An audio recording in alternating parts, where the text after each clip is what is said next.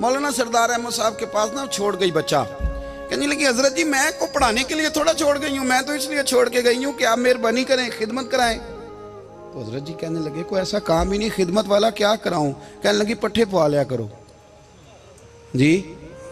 हूँ लड़ पेंदे ने, कहने ने बच्चे काम कर दें मदरसे का। हालांकि अब कहाँ बच्चे काम करते हैं, अब तो गुजर गया दौर, अब तो बच्चे काम कराते हैं। अब बच्चे भी नाराज हो रहे हैं, घूर घूर के देख रहे हैं। सही कह रहा हूँ आपको, बच्चे काम कराते हैं, बच्चे कहाँ काम करते। कहने लगी ये चारा डाले करेगा आपकी भैंसों को। तो हजरत ने उसको कहा कि बीबी चारा मेरी भैंसों को डालने के लिए मैंने बंदा रखा हुआ है, तो तू जा ले जा। कहने लगी हाथ बांध के हुजूर मेहरबानी करें रख ले, चारा डालेगा। और पुत्र तवज्जो से चारा डालना हजरत की भैंसों को। रोने लगी, हजरत ने रख लिया, महीने का खर्चा भी देते। शाम को ना वो सारा दिन काम करता, शाम को आके पैरों में भी बैठ जाता। हजरत जी लाएं तेल थोड़ा सा, पैर ना दबा दूं।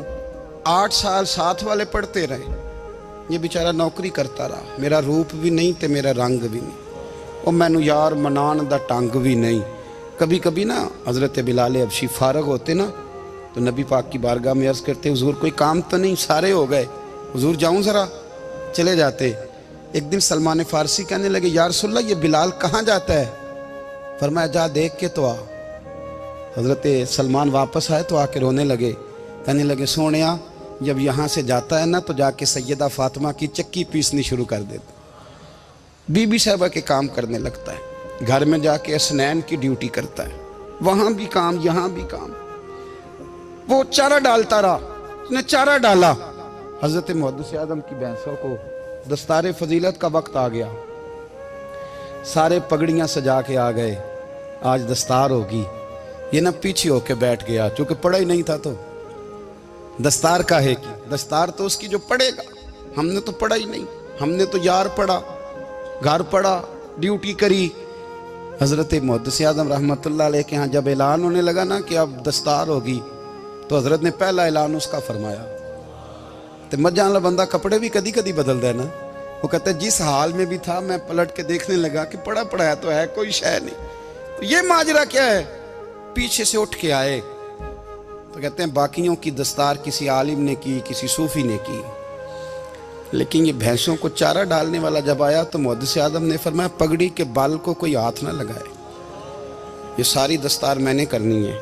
और फरमाते हैं हजरत बाल भी देते जाते थे और आंसू भी बहाते जाते थे, माथा भी चूमते थे, और फरमाते थे दस्तार के बाद चला तो नहीं जाएगा यार, मुझे तो इबादत भी नहीं रह गई, मुझे तो चाबियों को भी नहीं पता कौन सी कहाँ रहती है, जाएगा तो नहीं तू।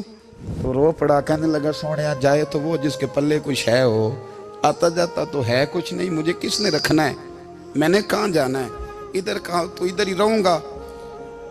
वो उस तालिब इल्म के सारे उस्ताद भाई कहते हैं उसने दस्तार कराई, पढ़ा पढ़ाया कुछ नहीं, पर जो मसला अड़ जाता था ना, वो जो अड़ जाता था ना, वो जाके उससे पूछते थे तो किताबें खोलने की ज़रूरत नहीं पड़ती थी। हजरत बिलाल हबशी कभी सिपा सालार बने थे किसी जंग में, किसी सूबे के गवर्नर बने हो, बोलो तो सही यार। उनका तारुफ क्या था,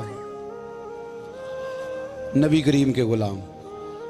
हुजूर के ना जो ज़ाती मामलात थे ना, 20 अंसारी नौजवान थे जो हर वक्त नबी पाक के पास खड़े रहते थे कि हुजूर को हुक्म करें, 20, और 34 से लेकर 40 तक गुलाम हर वक्त हुजूर की बारगाह में रहते। हजरत बिलाल हुजूर के ज़ाती मामलात की खिदमत करते थे, कोई ऐसी वो जो तबलीग की या दावत की या जंग की या जिहाद की कोई ड्यूटी नहीं वो करते थे, ज़ाती खिदमत सरकार की।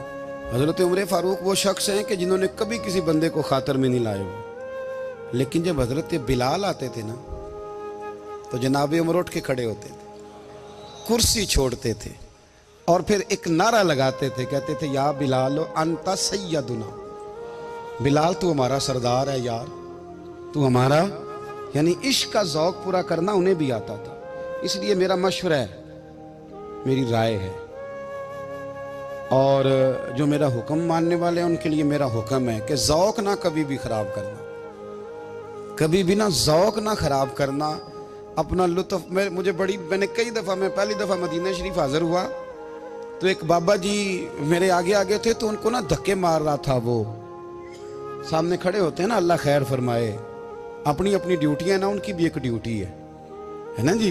तो वो धक्के मार रहा था, तो बाबा उसे कह रहा था तेरी खैर होवे पहरेदारा, रोजे दी जाली चुम लैन दे। उन्हें फिर धक्का मारिया, तो फिर उन्हें कहता तेरी खैर होवे पहरेदारा। मैंने, वो बिल्कुल अनपढ़ बाबा जी थे, पर मुझे उन्होंने बहुत बड़ी बात समझा दी, मैंने उनसे बड़ा सीखा, मिंबर पे जिक्र कर रहा हूं। वो तीसरी दफा फिर धक्का मारा, तेरी खैर होवे पहरेदारा, रोजे दी जाली। तो बाबा जी बाहर निकल आए, तो मैं भी पीछे निकल आया। तो मैंने कहा बाबा जी यहाँ कुछ इन्होंने बांग्लादेशी और हिंदुस्तानी भी रखे हुए हैं, पर ये तो अरबी था खालस। ਉਹਨੂੰ ਕਦੋਂ ਤੁਹਾਡੀ ਵੀ ਸਮਝ ਆਉਂਦੀ ਸੀ? ਤੁਸੀਂ ਪੰਜਾਬੀ ਦਾ ਸ਼ੇਰ ਸੁਣਾਈ ਜਾ ਰਹੇ ਹੋ। ਕਹਿੰਦੇ ਪੁੱਤਰ ਮੈਨੂੰ ਵੀ ਪਤਾ ਹੈ ਉਹਨੂੰ ਨਹੀਂ ਸਮਝ ਆ ਰਹੀ, ਪਰ ਮੈਂ ਤੇ ਆਪਣਾ ਰਾਂਝਾ ਪੈ ਰਾਜ਼ੀ ਕਰਦਾ ਸਾਂ। ਮੈਨੂੰ ਪਤਾ ਹੈ ਉਹਨੂੰ ਕੱਖ, ਉਹ ਯਾਰ ਅਸੀਂ ਰਾਂਝਾ ਵੀ ਤੇ ਰਾਜ਼ੀ ਕਰਨਾ ਹੈ कि नहीं, कि सारी जिंदगी किलो काल के झगड़े में पड़े रहना है। ऐ इश्क तेरे सदके जलने से छुटे सस्ते, जो आग बुझा देगी वो। और एक जगह पे आला हजरत कहते हैं जान दे दी वादा दीदार पर, हमने जान दे दी। खाली उसने वादा किया था कि आऊंगा, आया नहीं था, पर जान हमने पहले दे दी। तो इसलिए ना ज़ौक़ शौक़ प्यार वारफ्तगी मोहब्बत असातिज़ा के लिए, बुज़ुर्गों के लिए, उलमा के लिए, मशाइख के लिए, बड़ों के लिए ना ज़ौक़ ना कभी ख़राब होने पाए। अल्लाह आपको सलामत रखे। और कुछ दुआएं मैंने दे दी हैं, कुछ अल्लाह जानता है मेरे दिल में है, वो मैं देता रहता हूँ। अल्लाह आपको हमेशा शाद व आबाद फरमाए।